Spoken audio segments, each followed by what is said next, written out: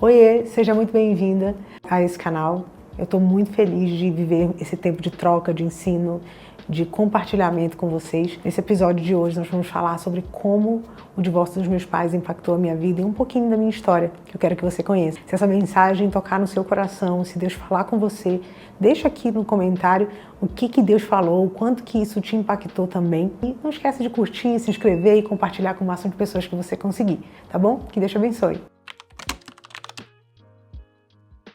Hoje a gente está aqui para saber um pouquinho mais sobre a sua história, como tudo começou, das suas raízes. Tu nunca trouxe isso, para o teu público. E eu quero saber um pouquinho mais sobre você hoje. Na verdade, acho que desde que eu comecei nas redes sociais, essa sempre foi o que as pessoas mais pediam. A gente quer conhecer a tua história, a gente quer conhecer a tua história.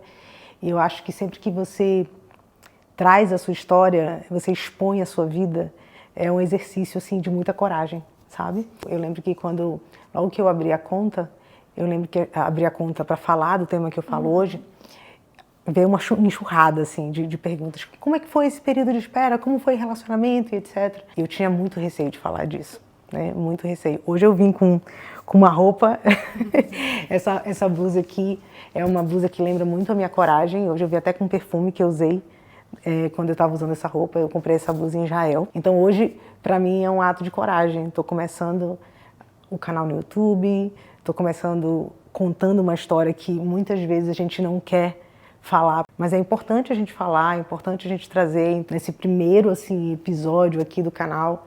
Eu acho muito importante que ele comece com muita vulnerabilidade, que é a marca registrada ali, do que eu trago nas minhas redes sociais. E ela tem camadas, a vulnerabilidade tem camadas, e hoje eu estou tirando ali, uma das camadas, que é a minha história. Nesse episódio de hoje vai ser um prazer, responder a essas perguntas, vai ser um prazer trazer vocês para mais perto de mim. Vamos começar pelo início, então. Da onde você veio, um pouquinho sobre os seus pais, sobre a sua história familiar. Eu nasci em Belém,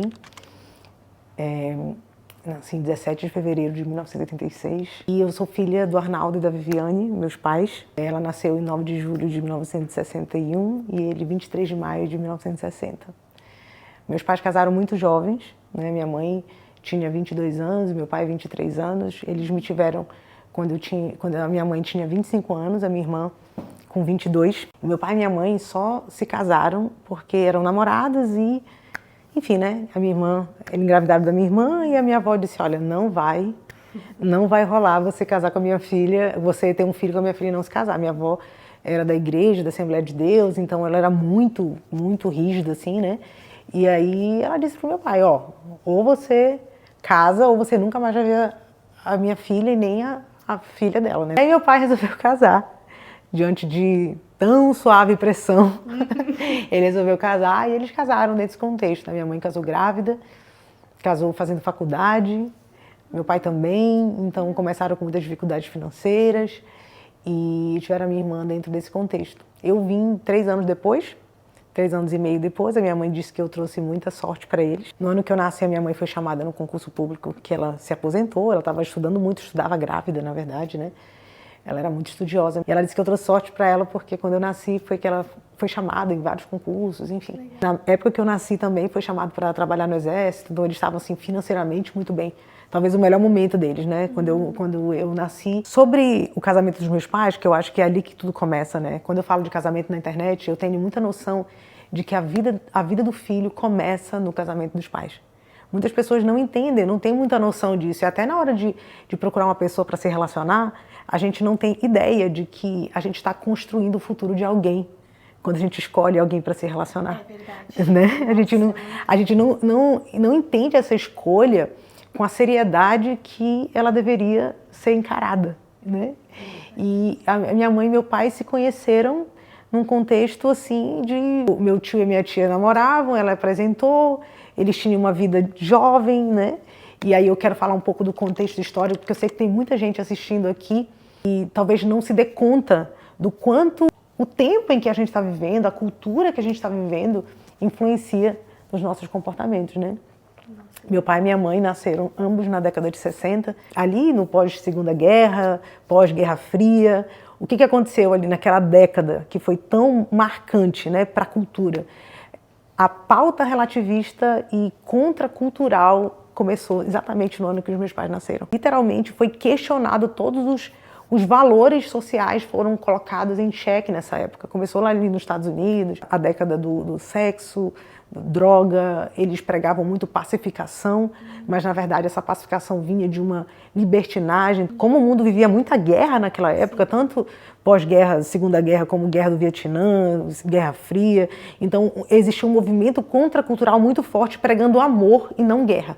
Só que esse amor que era pregado e não guerra foi o amor do sexo livre. Essa liberdade que se queria ter a partir da ideia de que somos contra a guerra, era uma liberdade para usar droga, era uma liberdade para não trabalhar, para confrontar a família. Então, o que aconteceu? As famílias foram muito atingidas nessa década de 60. Muito atingidas. E os meus pais nasceram exatamente nessa época. Ou seja, onde estava tudo sendo muito propagado. A juventude dos meus pais, né, dando sequência a tudo isso, aconteceu ali pela década de 70, 80. 80 foi a década que a gente conseguiu que esse movimento que iniciou ali na década de 60 alcançasse ali o seu ápice, né, por conta do desenvolvimento dos meios de comunicação. E eu estou falando tudo isso para explicar para vocês que as nossas relações, como a gente desenvolve o que a gente desenvolve, é fruto de um meio. Né? E o Evangelho ele vai exatamente na contramão disso. Quando a Bíblia fala lá, Paulo vai dizer em Romanos 12:2, ele fala: não vos conformeis com esse século. Quando ele está falando não vos conformeis, é porque existe um movimento que está dando forma para as pessoas, está dando forma para os casamentos, está dando forma para a família. O Evangelho ele é exatamente aquilo que vai dizendo: olha, você não precisa tomar essa forma. Então, todas as pessoas que não têm o Evangelho como uma matriz de vida, de conduta, todas as pessoas que não carregam isso, elas estão sendo conformadas a esse século. Então, o casamento dos meus pais, ele nasceu em uma época onde o sexo era visto como uma bandeira contrária à guerra. A gente precisa entender o contexto para que a gente consiga lidar com isso com um olhar mais misericordioso.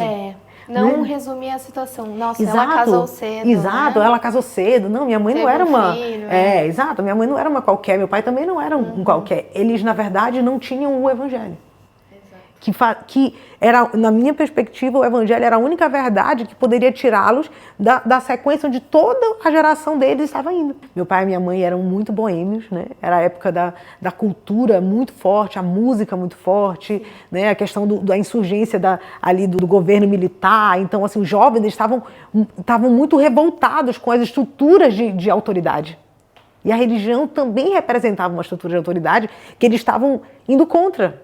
Né? Todo tipo de autoridade que se levantasse naquela época era uma estrutura que estava ali misturada naquele cenário sociocultural. O meu avô, por exemplo, veio do militarismo. Né? O meu avô ali, o meu bisavô era militar, o meu avô tinha uma educação com meu pai muito distante, muito baseada em regras, então totalmente fora, entendeu? Não teve ali um desenvolvimento de caráter, não teve ali uma presença paterna.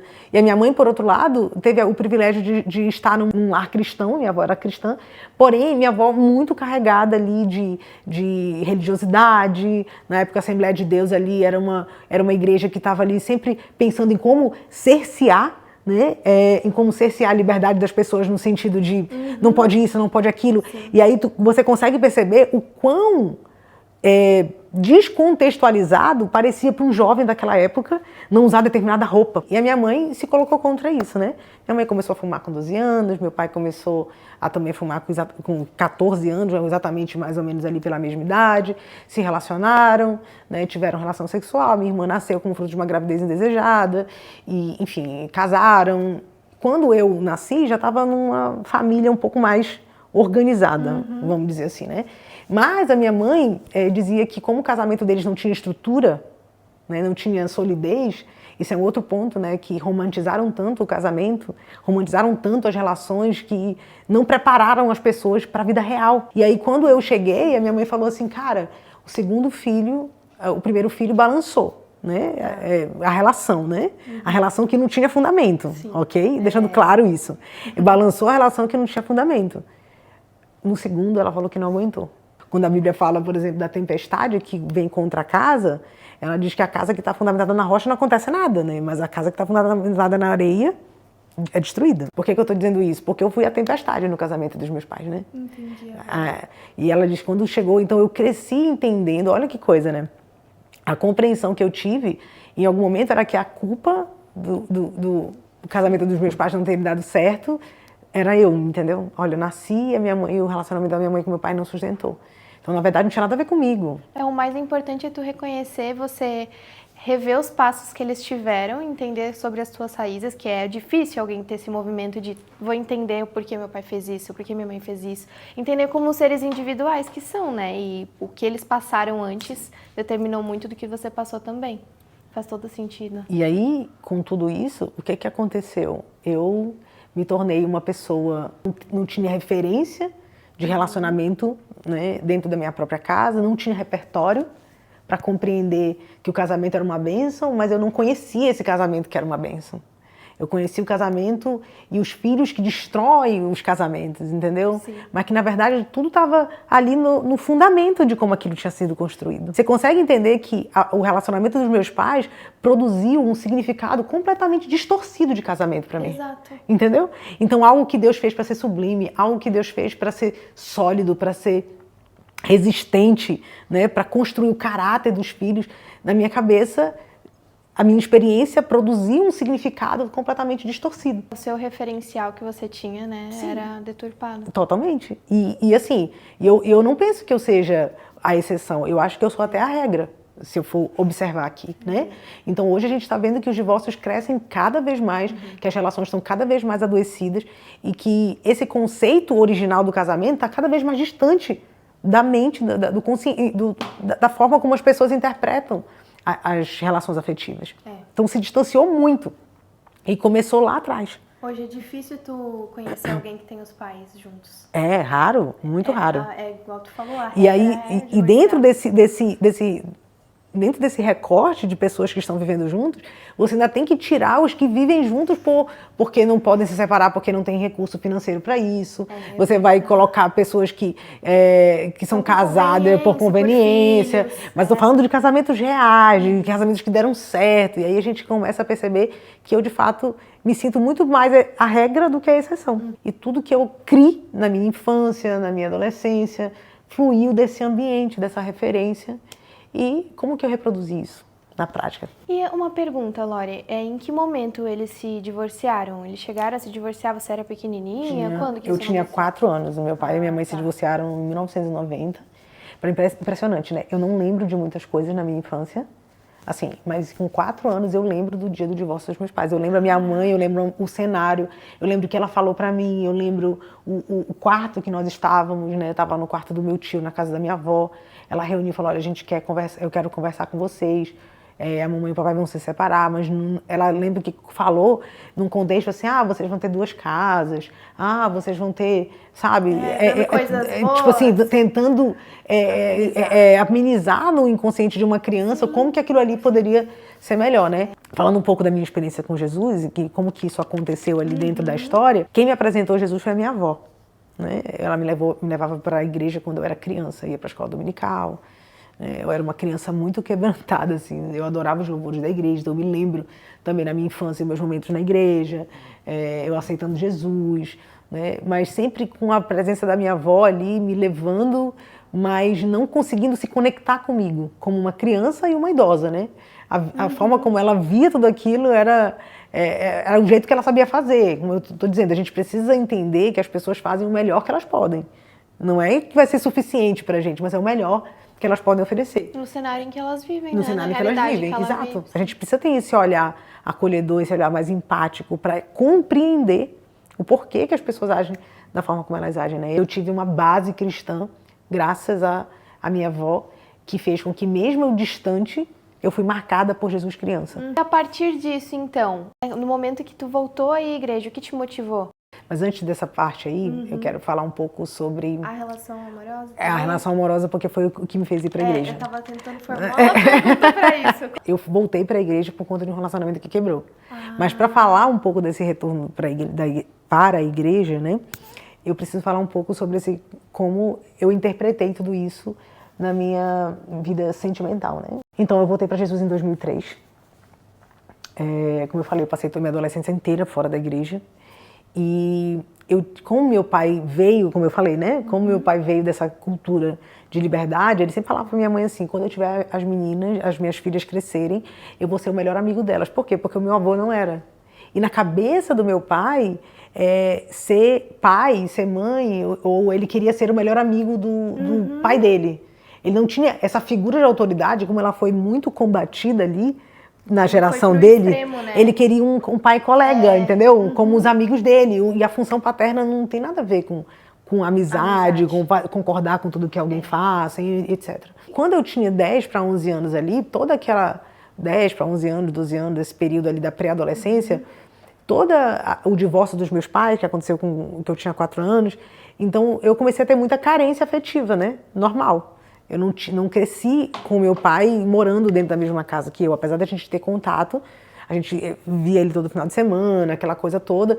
Existia ali, né, uma falta. Sim. E aí eu busquei isso nos relacionamentos. Eu acho que o efeito colateral do divórcio, né, da ausência ali do pai dentro de casa para um filho, vai se transformar numa insegurança. Para a mulher, vai cair para essa área dos relacionamentos. Né? É a figura, né? Exato. Do homem. Porque o papel do pai em relação à menina é a validação. Então, nós entendemos o nosso valor a partir do que os nossos pais falam para nós. A mulher que sofreu, que é filha de pais divorciados e que não teve muito essa relação ali muito bem sedimentada, ela vai lidar com a insegurança. Insegurança sobre o seu próprio valor no mundo.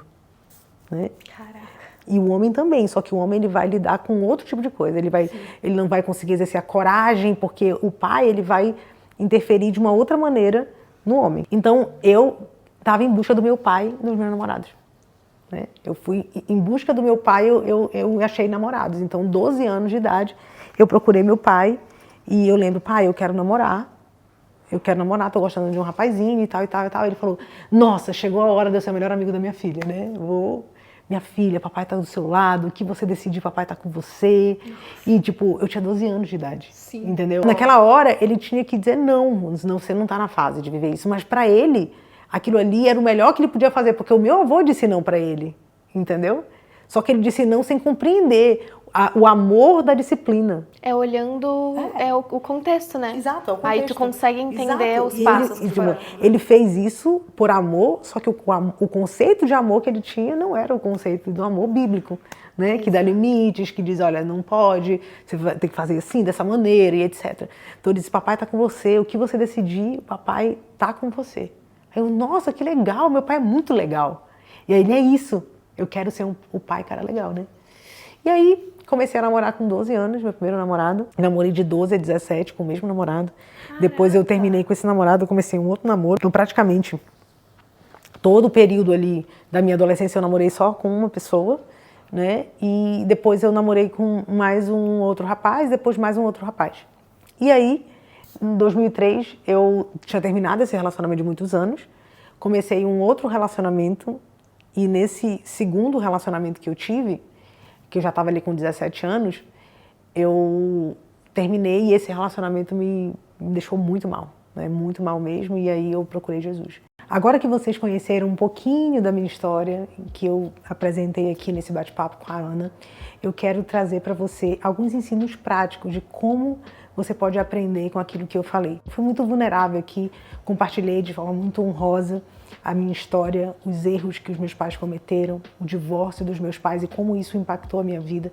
Eu sei que talvez você esteja me assistindo aí pensando, como que eu vou viver uma vida de acordo com a vontade de Deus, com um repertório tão prejudicado e tão comprometido de uma família como a minha? Eu tô aqui para te dizer que nem sempre você vai ter o cenário perfeito para construir a vida que Deus planejou para você. Mas o Evangelho é uma verdade poderosa que é capaz de suplantar, que é capaz de ressignificar qualquer história traumática que você tenha experimentado. O mais importante não é o que te acontece, mas o que você faz com aquilo que te acontece. Eu amo os meus pais, honro a vida deles e sei que eles deram para mim aquilo que eles receberam. Eles deram para mim o melhor que eles tinham. Muitas vezes nós estamos culpando os nossos pais, muitas vezes nós estamos reproduzindo os erros que eles cometeram justamente por nos comportarmos como vítimas da nossa história. Mas Deus, o Evangelho, a cruz, nos coloca como autores dessa história. O Senhor nos dá a possibilidade de construir algo completamente novo no meio do caos. Eu experimentei um repertório de relacionamentos falido dentro da minha casa, de pessoas próximas. Eu realmente vi o casamento dando errado muitas vezes e com muitas pessoas, mas eu escolhi entender o que Deus diz a respeito disso. A sua história não é a história do que te aconteceu, é a história que Deus planejou para você antes da fundação do mundo. Então, quer fazer uma coisa que vai mudar a sua vida? Para de encontrar culpados para aquilo que você está vivendo hoje. Para de tentar encontrar os erros, as ofensas.